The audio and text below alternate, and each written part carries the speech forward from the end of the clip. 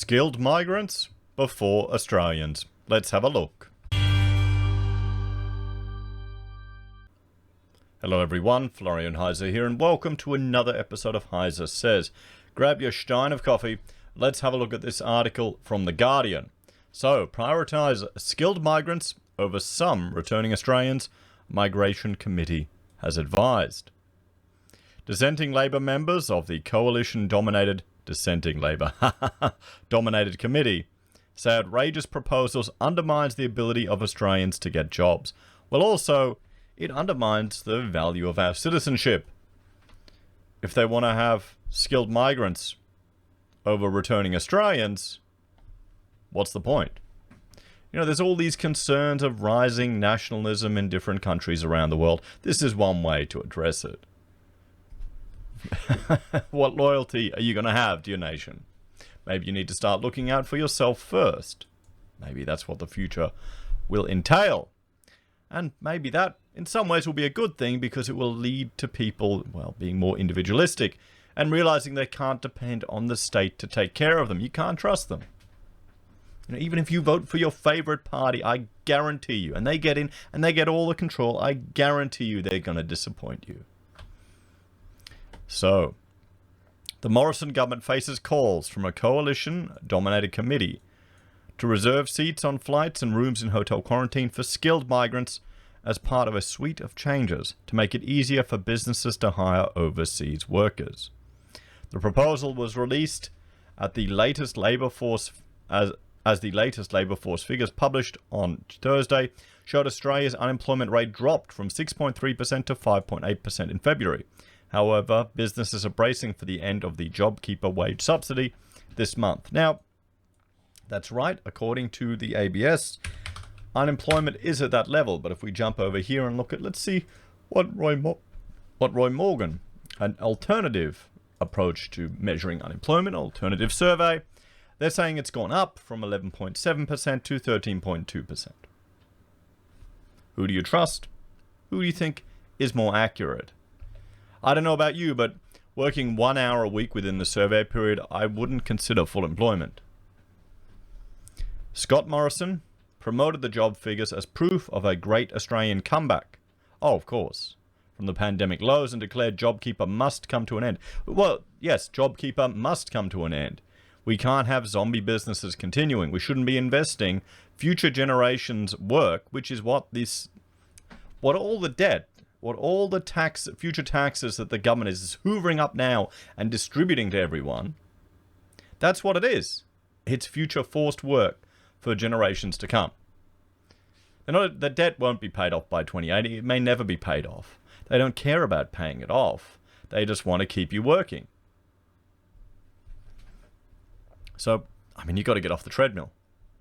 Number one to that is financial literacy and taking control of your own finances, I think. I think that is really the key. That's the best way we can shift the Overton window here in Australia. People will move away from socialism once they actually start to have control of their own lives. Once they realize, you know, I don't need to depend on a party to take care of me. So, it was also revealed on Thursday that about 7,500 Qantas employees would receive $500 a week in direct income support from the federal government as part of a $1.2 billion aviation industry support package announced last week. The new proposal to streamline rules for businesses seeking workers from overseas was put forward by the Joint Standing Committee on Migration, where government members hold a majority. I mean, here's the thing, everyone. Migration plays a significant role in property prices. It plays a significant role in the university industries. These are both sectors that have a lot of political leverage. What do you think is going to happen? You know, just let me know your guesses in the comments below. We've seen now that our government will intervene to any extent to keep the property going, to keep the bubble going. Remember, housing is the piñata that the Australian government, politicians tap for economic activity to fall out. The committee, which was asked to review Australia's skilled migration program, said Australia faced significant skill shortages as a result of the border closures and the loss of 500,000 temporary visa holders who have left the country. Perhaps more controversially, given that about 40,000 Australians are still trying to return home amid tight restrictions on international arrivals. The committee, chaired by the Liberal MP Julian Lesser, recommended the government reserve places on flights in quarantine for skilled migrants. How do you feel about that? Skilled migrants. If we have an employment shortage in this country, we don't have the skills in this country. We need to bring the skilled people over, everyone. Well, here's an example. I'm an architect. We employ people. I've worked all through my university days to learn the skills of my profession. I was working 4 days a week. Those opportunities are drying up. More and more larger firms are offshoring a lot of that entry-level work overseas. Because, well, it's cheaper, less of a hassle, less red tape, less government bureaucracy and employment rubbish to deal with, as opposed to just sending it overseas. You know, that's why. Is that why we're losing our skills here in Australia? Imagine trying to start up a manufacturing industry here, or even growing that manufacturing industry. There is going to be a need for skilled migration. That's how it is. So if you want this, some sectors to grow in our economy, there's going to have to be skilled migration, and they're going to have to do this. The committee heard substantial evidence that while employers would prefer to employ Australians because of the cost, time, and red tape involved in bringing skilled migrants from overseas, many businesses are facing significant skill shortages, preventing them recovering from the pandemic and growing their businesses, the committee report said. The committee proposed that some businesses be granted a relaxation on the requirements to try and find local workers first, a process known as labour market testing. Well, there you go. It said the Department of Home Affairs should change the rules to be less prescriptive about what constitutes labour market testing and to only require medium and large businesses to conduct the procedure. The committee also urged the government to remove the requirement for employers to advertise any occupations or critical skills lists. However, under the proposal, labour market testing would be required for businesses headquartered outside Australia or businesses owned by someone who is not an Australian citizen. What's it matter anyway? Why does it matter being a citizen? There's a preference for... It's just... Here's the thing.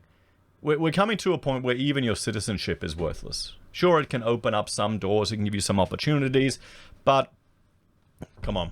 It comes down to your skills. It comes down to your skills.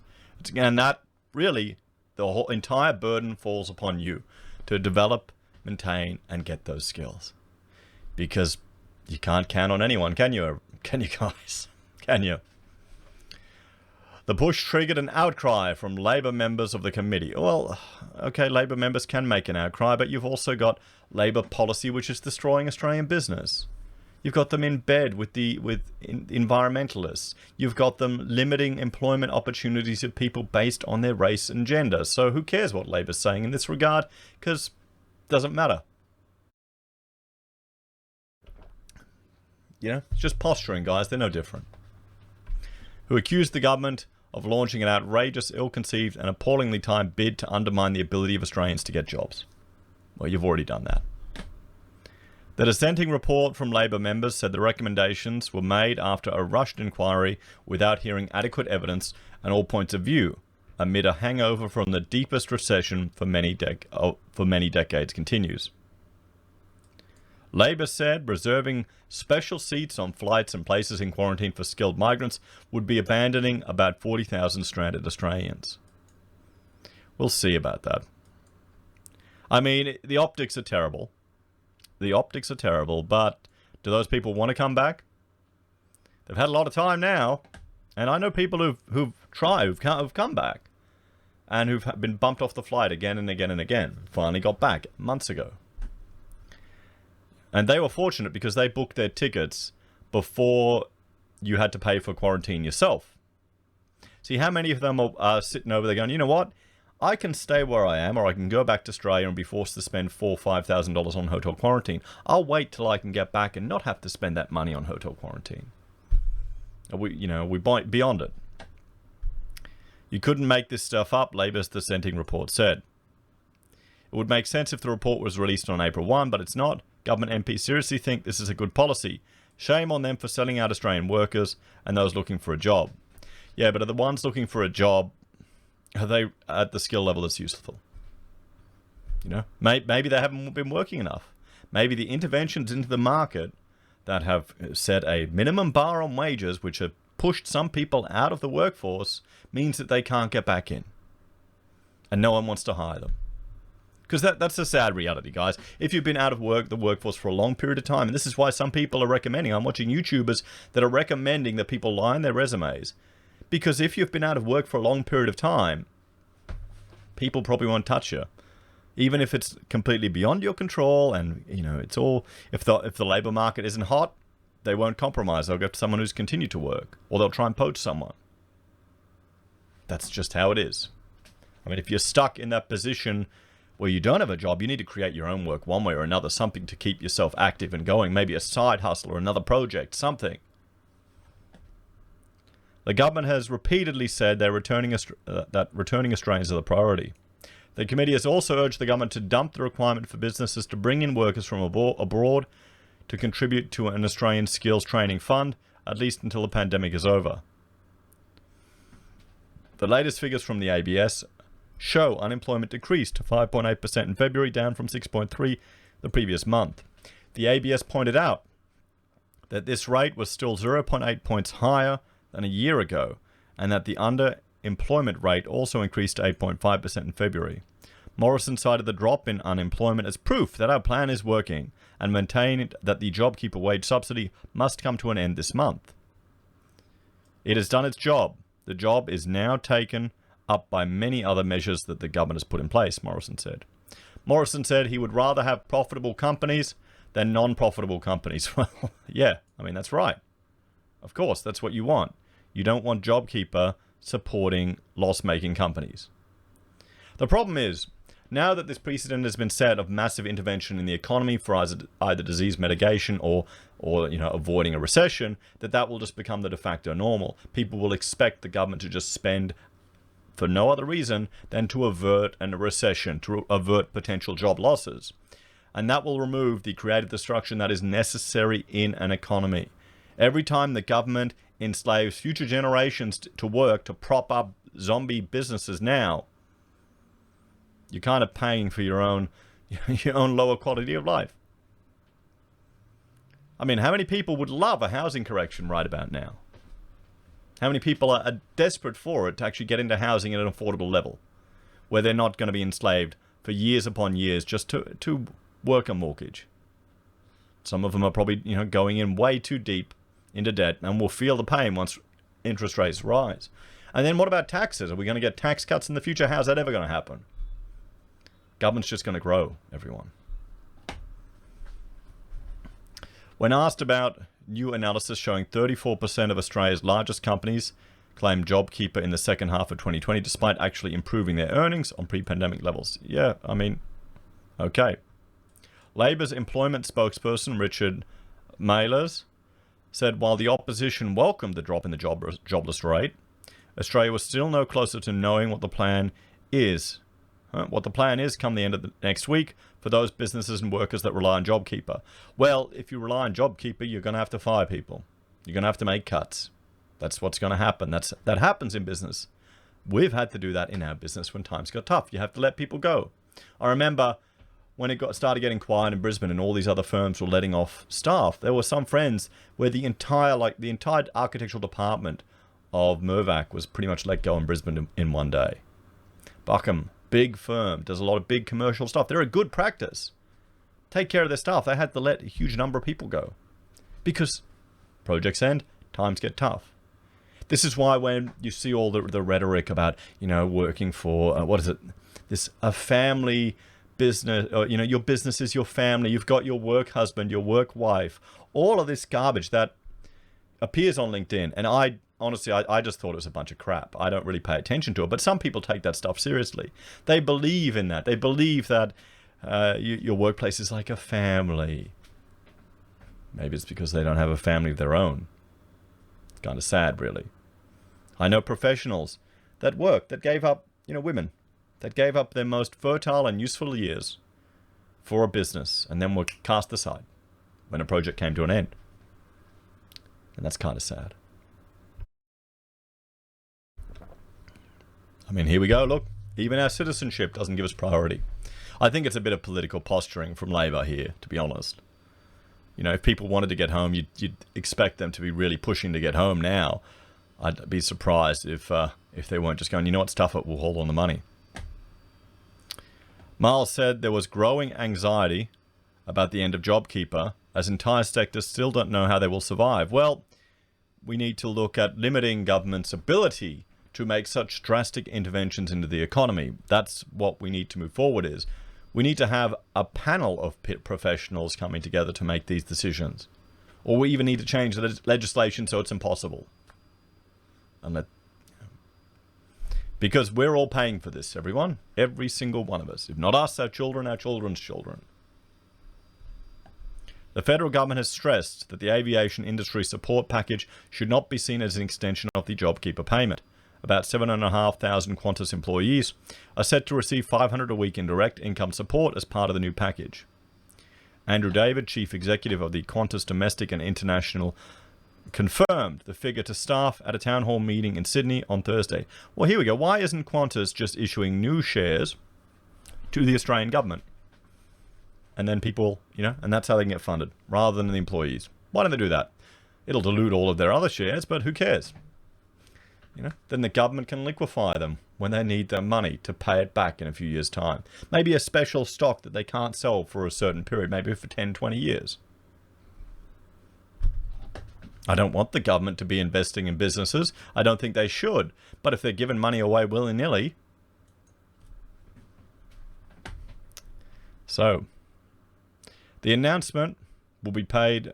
the allowance will be paid to about 8,500 international travel staff, 7,500 in Qantas, and 1,100 from Virgin until the end of October. I mean, here's the thing. My sister-in-law is working at the airport, the international airport in Brisbane. Yesterday, she was at work. There was like 16 passengers.